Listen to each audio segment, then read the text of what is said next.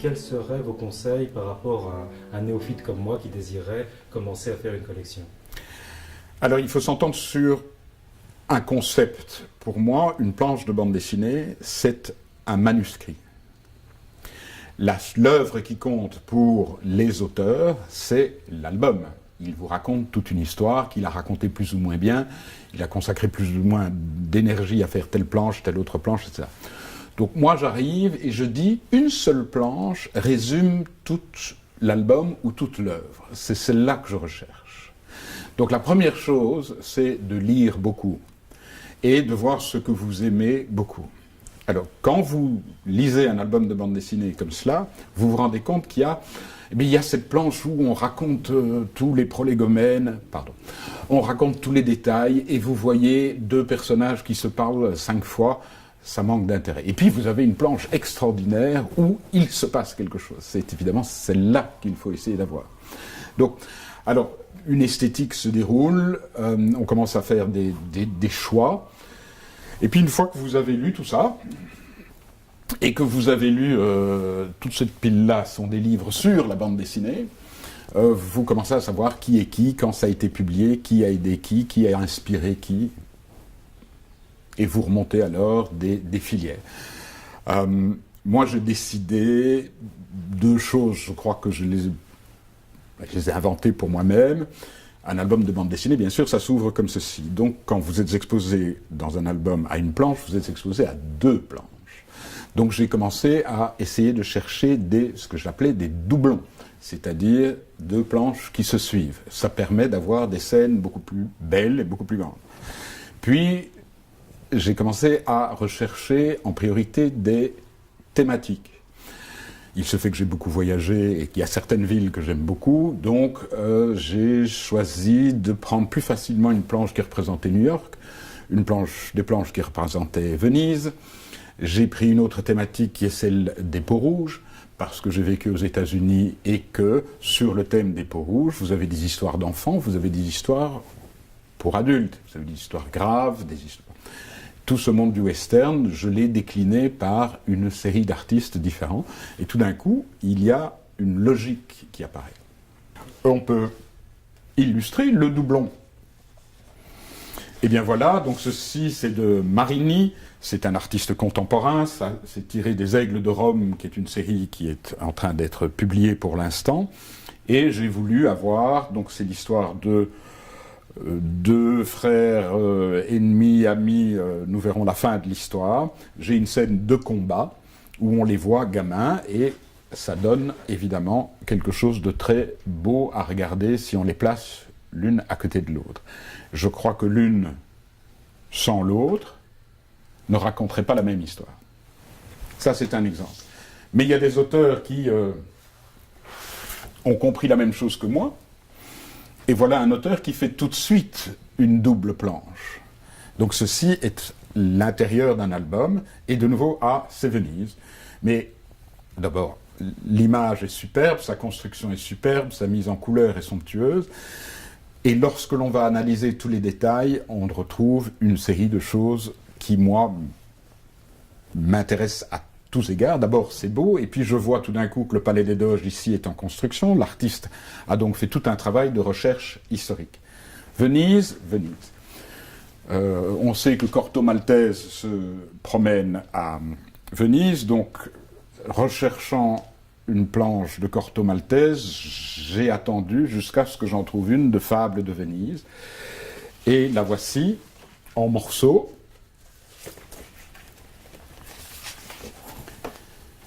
Et mon amour des livres normaux de la littérature est encore renforcé parce que dans ce premier strip, ce personnage est D'Annunzio, le grand poète italien des années 20-30. Et donc Corto Maltese rencontre D'Annunzio, qui est salué poeta.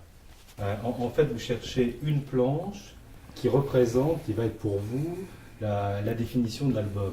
Pourquoi cette planche-ci, pour vous, était celle à acheter? Alors, l'histoire de Fables de Venise est, comme toutes les aventures de Corto Maltese, un peu complexe et difficile à comprendre.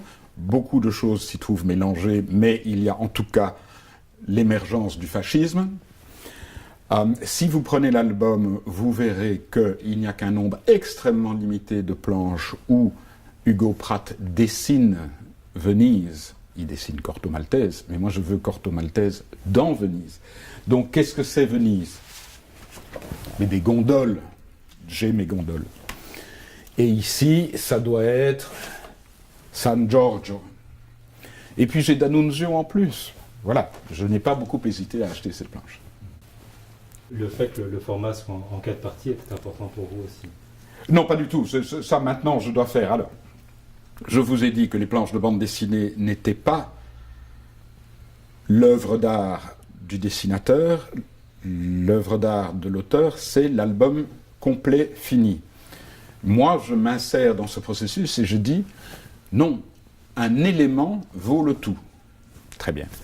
Je vous ai dit aussi qu'il y a eu une très longue période pendant laquelle les planches de bande dessinée ne valaient rien, dans tous les sens du terme, non pas de l'argent, mais même très peu de soins. Et les auteurs avaient peu de soins pour leurs planches, les éditeurs encore pire, et beaucoup de planches étaient perdues, elles étaient envoyées par la poste, le livreur l'avait laissé tomber de sa femme. Pratt préfère travailler sur ce format parce que c'est plus pratique que sur une grande planche. Donc lui sait ce qu'il fait, et puis il les colle, ou quelqu'un les a collés avec du scotch. À moi maintenant de la faire restaurer, de faire enlever ce scotch. Ici, vous avez du Manara, et c'est aussi dessiné en strip, sauf qu'ici, la planche a été reconstituée. Excusez-moi, est-ce que vous pourriez reprendre le Pratt? Il m'a semblé pour de la couleur derrière. Alors, oui. Et la couleur, c'est quoi de l'autre côté? Alors, les dessinateurs, la plupart des dessinateurs ne font que le travail à l'encre, j'ai dit la plupart, et donnent des indications de couleur au dos de la planche parce que vous aurez des coloristes qui vont faire le travail parfaitement. Mais d'autres artistes, comme celui-ci, procèdent à ce qu'on appelle la couleur directe. Et la planche originale, il l'a bien sûr d'abord crayonnée, puis il l'a mise à l'encre, et puis l'a coloriée lui-même. Et un exemple identique de Warnout et Rêve, qui sont donc des auteurs belges, qui travaillent ensemble et pour le dessin et pour le scénario. Vous voyez ici tout ce que je vais appeler le brouillon, le crayonné dans notre vocabulaire, qui est tout un travail de recherche du dessin parfait. Et puis, il y a une mise à l'encre ici et une mise en couleur. Et vous voyez, donc c'est la même planche entièrement retravaillée. Et vous avez de nouveau Venise à une autre époque que les planches précédentes.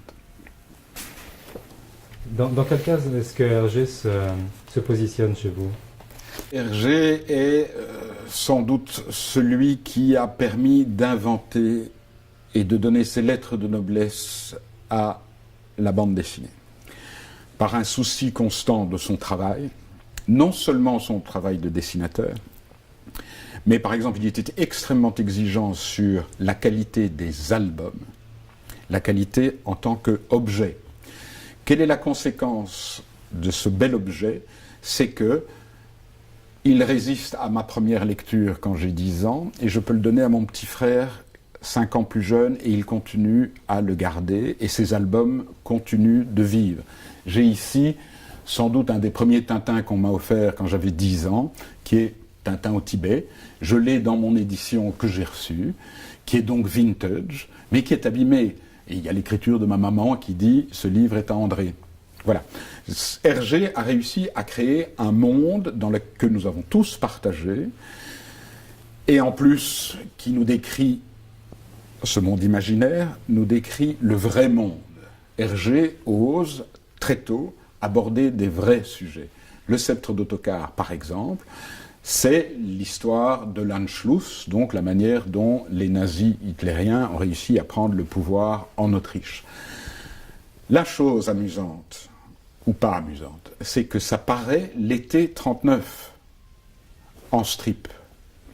Et comme vous le savez, au mois de mai, commence la guerre. Le début septembre, c'est la déclaration de guerre.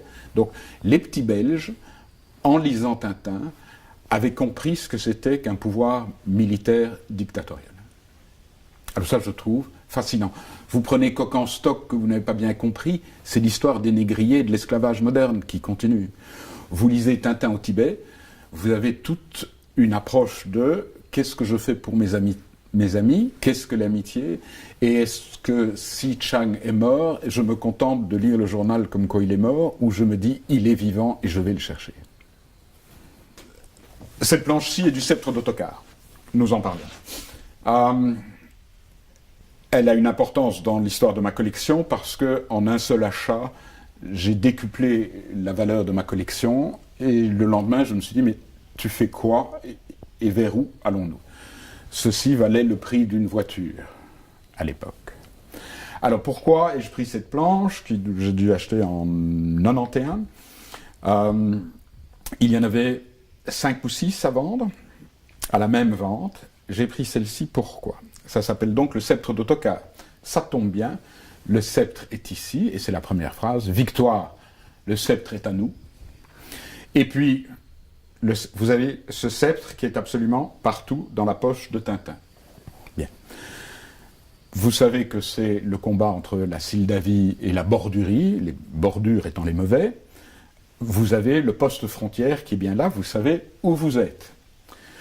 Hergé nous raconte des histoires, évidemment imaginaires, mais veut me dire que c'est une histoire vraie. La preuve que c'est vrai, c'est que voici les documents officiels par lesquels les méchants lancent la tentative de coup d'État. Et puis, vous arrivez, bon, Tintin essaye de trouver de l'aide, manque de peau, il choisit le mauvais côté et il arrive chez les bordures. Un poste frontière bordure. Donc le texte dit tout. En plus, j'ai Tintin à toutes les pages, à toutes les cases ou à peu près. J'ai Milou à toutes les cases à peu près. Et en plus, je sais qu'à cette époque, Hergé travaille tout seul. Donc tout a été fait par lui. Une autre planche qui, sur un autre plan, a beaucoup d'importance pour moi, est ce crayonné. Alors là, il faut vraiment aller dans les détails. C'est un crayonné de Tintin au Tibet. Hergé, c'est ce qu'il raconte dans Tintin au Tibet. Il veut vous mettre en présence du Yéti, mais il ne veut pas vous le montrer. Et si vous prenez l'album, vous regarderez qu'il n'y a que 7 planches où le Yéti apparaît. Et si vous cherchez une planche où il a le Yéti, Chang, le capitaine Haddock et Tintin, il n'y en a que 2. Donc c'est celle-là que j'essayais de trouver. Le bonheur a fait que je l'ai trouvé. Alors, je n'ai pas cité Milou, parce que sur le crayonné, Milou est juste une petite boule ici, mais tout le monde y est. Et vous avez ici la signature d'Hergé, et vous voyez que la formule qu'il utilise, c'est bien un cadeau qu'il a fait à quelqu'un. Donc, un cadeau pour un livre sur l'amitié, voilà, la logique est complète. J'ai trouvé l'ensemble, je ne sais même plus où, ça traînait quelque part parce que ça n'intéresse personne, et j'ai trouvé que c'était une leçon en comment fait-on une planche de bande dessinée. Une fois de plus, vous voyez que c'est pas très propre. Il travaille aussi sur 2 feuilles de papier qu'on a collées ensemble. Et alors, tout y est, d'abord la recherche du trait, mais même le lettrage est surligné comme dans nos cahiers d'étudiants, d'écoliers quand nous apprenions à écrire. On voit bien tout ce qui a été effacé, il s'était trompé dans ses proportions. Non, il ne s'était pas trompé, il revoit ses proportions pour mieux cadrer. Sur base de ce travail plus ou moins achevé pour lui dans sa recherche, il passe sur un calque, et donc par transparence, il reproduit le dessin définitif à l'encre. Il y a encore de minuscules corrections. On voit des petites traces de Tipex ou quelque chose de ce genre. Donc ceci est un travail minutieux, fait au propre. Une fois que ça c'est fait, ça passe... Donc ça c'est la fin d'un travail artisanal. Et puis on passe dans de l'industriel. Et voilà un cliché. Ceci c'est une machine d'imprimerie qui fait. Sur base de laquelle, toujours par transparence, on va faire une mise en couleur. Et vous voyez qu'ici, les traits deviennent moins distincts, mais tout le monde sait qu'on va mettre le cliché d'imprimerie sur le dessin, et tout d'un coup, on a de quoi fabriquer l'album. Parce que les albums de bande dessinée, c'est de l'industrie. Alors, ceci est de nouveau... Ce sont des morceaux, nous sommes vraiment dans du manuscrit, et je dirais presque du brouillon. C'est une pièce de Ferrandez qui aime, de nouveau c'est une double page, et qui aimait l'idée de faire non seulement ce que nous connaissons, à savoir quelque chose à l'encre, mais aime aussi se libérer dans une grande aquarelle qu'il a située au milieu de la planche. Vous avez ici la séparation des planches. Alors ici, j'ai réussi à me procurer cette planche parce qu'elle représente Tipasa en Algérie, où Albert Camus nageait avec ses amis et il a écrit des pages extraordinaires sur la mer, l'histoire, la manière de sentir son corps au soleil. Alors, comment Ferrandez travaille-t-il ? Il a fait le grand schéma, il a fait ses brouillons, et puis sur une autre planche, il a fait la mise au point finale à l'encre, et puis à un moment donné, il a voulu modifier une case, et j'ai le petit morceau avec son remords, et puis ayant fait tout cela, il l'a reproduit, et il a fait l'aquarelle en original et la mise en couleur. Alors ici, c'est vraiment une salle d'exposition. J'ai décidé que ma collection était visible, je reçois volontiers des amis, j'expose certaines planches, c'est un endroit privé, mais on les voit mieux comme ceci, parce que ce qui est privé ne doit pas être exclusif. Mais quand je veux vraiment rêver, je vais dans ma cave et j'ouvre mes grands tiroirs d'architecte et je sors les planches. Voilà, je crois que ceci, c'est un des premiers livres. Il y a plein de livres sur la bande dessinée, et de très beaux livres, et par moments très intelligents, très souvent bourrés d'informations, mais ils veulent tous être encyclopédiques, et je crois que dans un livre, même s'il a 500 pages, on ne sait pas être encyclopédique. Ici, François Deneyer, qui avait créé un musée dédié à Gigé, ici en Belgique, a fait un livre qui est consacré uniquement aux planches de bande dessinée. Donc, il ne va plus vous raconter l'histoire de chaque album, et donnant une énorme importance à l'iconographie, il va raconter toute l'invention de ce monde, l'émergence de ce monde, quand nous étions encore dans des petits magasins dans le bas de la ville, à droite et à gauche, et que l'ensemble des collectionneurs était de 20 à 50 personnes qui tous se connaissaient, jusqu'aux grandes ventes actuelles chez Christie's et Sotheby's. Voilà, donc ça c'est une planche de Baden-Powell de Gigé. Gigé travaillait sur quasi n'importe quoi comme papier, et par moments, donc ici c'est vraiment découpé, je ne sais pas où il a été cherché, ce n'est pas du papier à dessin. Il y a plein de petites annotations, vous voyez qu'on a utilisé du papier collant plastique. Ici nous sommes dans la version néerlandaise, donc on a collé la traduction en néerlandais sur l'original qui parlait français. Et cela ne nuit en rien, les conditions de travail de Gigé ne nuisent en rien à la qualité de son dessin. Et si vous regardez la qualité des ancrages, alors que c'est sur un papier de basse qualité, tout est mis en ordre parfaitement. Et alors ici, toujours le même album, mais c'est un carton. C'est un gros carton il a dû arracher une caisse, et puis il a commencé à travailler. Et là, vous voyez toutes les notes ici des éditeurs ou des imprimeurs. Ceci est sans doute sorti dans le numéro 29A du 5 mai, je devrais aller vérifier quelle année. Et voilà notre Gigé qui travaille avec la même aisance et la même qualité sur deux choses totalement différentes. Ceci est donc un dessin de Cuvelier sur un scénario de Jean Van Hamme, et c'est Époxy. Nous sommes dans le post-68, et c'est le premier album érotique, pas cochon, érotique, qui est fait par deux très grands auteurs. Cuvelier, tout le monde le connaît depuis toujours avec sa série Corentin. Il avait une certaine aisance pour les nus, Et Jean Van Hamme était déjà un scénariste extrêmement connu avec une œuvre fabuleuse et qui écrit un scénario qui tient debout. Et un peu, ça correspond à l'époque de lui, le magazine de l'homme moderne, et il a inventé toute une histoire teintée de mythologie. Et cette scène est assez plaisante à regarder. Voici une planche que j'ai pu acquérir il y a très peu de temps pour pas très cher, dont j'ai admiré la structure et sur le plan des horizontales, des cases. Ah oui, toutes les histoires de planches de bande dessinée, c'est toujours des horizontales. Sauf que regardez la manière dont il insère un visage ici en pure verticale, avec une minuscule tache, il vient d'y avoir un rouge, il vient d'y avoir un massacre, c'est du sang évidemment.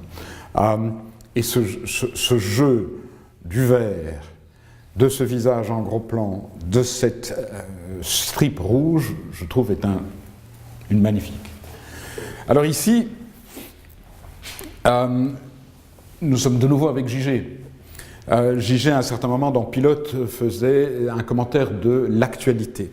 Et ceci représente, juste avant la visite historique de Richard Nixon à Mao Tse-tung, et ceci est un fait, Richard Nixon a invité André Malraux, qui a beaucoup écrit sur la Chine et qui avait rencontré Mao Tse-tung, à venir lui rendre visite.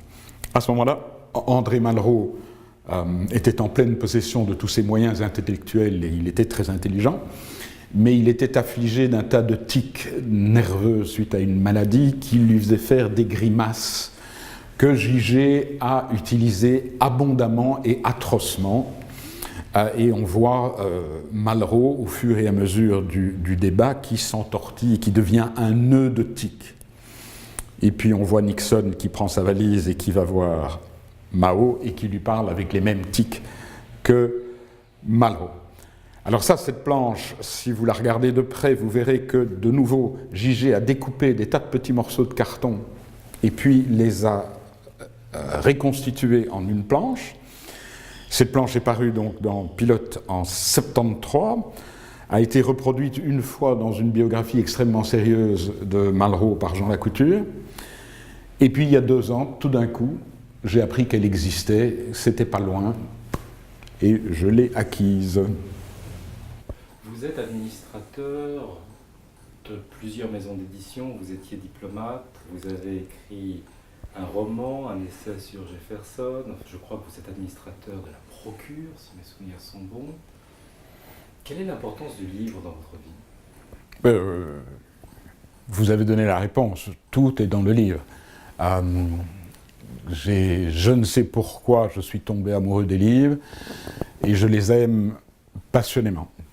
Donc ici se trouve le cœur nucléaire de ma passion pour la littérature française et les livres sont rangés par leur proximité à mes sentiments et non pas par l'intelligence des textes. Il y a beaucoup d'anciens, il y a des modernes, il y a des livres qui sont parus il y a quelques semaines. Et du coup, forcément, je vous ai dit que cet amour des livres avait conquis les bandes dessinées, et puis à force, je me suis décidé d'en écrire un moi-même. Donc oui, j'adore ce monde, et le hasard a fait que dans mon histoire personnelle, j'ai pu creuser toujours plus loin. Mais dans cette bibliothèque-ci, ce sont mes livres de cœur, c'est-à-dire que je possède certains de ces livres dans des éditions extrêmement rares, mais c'est mon vieil exemplaire en livre de poche qui sera là. Nous parlions de Malraux. Voilà l'exemplaire de Folio que je lisais à 20 ans. Il est toujours là, voilà, et je l'ai acheté en juillet 72. Il est toujours là, j'ai également cet ouvrage en édition relié plein cuir. Mais c'est ceux-ci que j'aime et qui sont près de moi. Et que vous feuilletez, que vous relisez régulièrement ? Mais, oui et non, parce qu'on ne relit pas tout le temps, mais c'est une question de proximité, comme des talismans.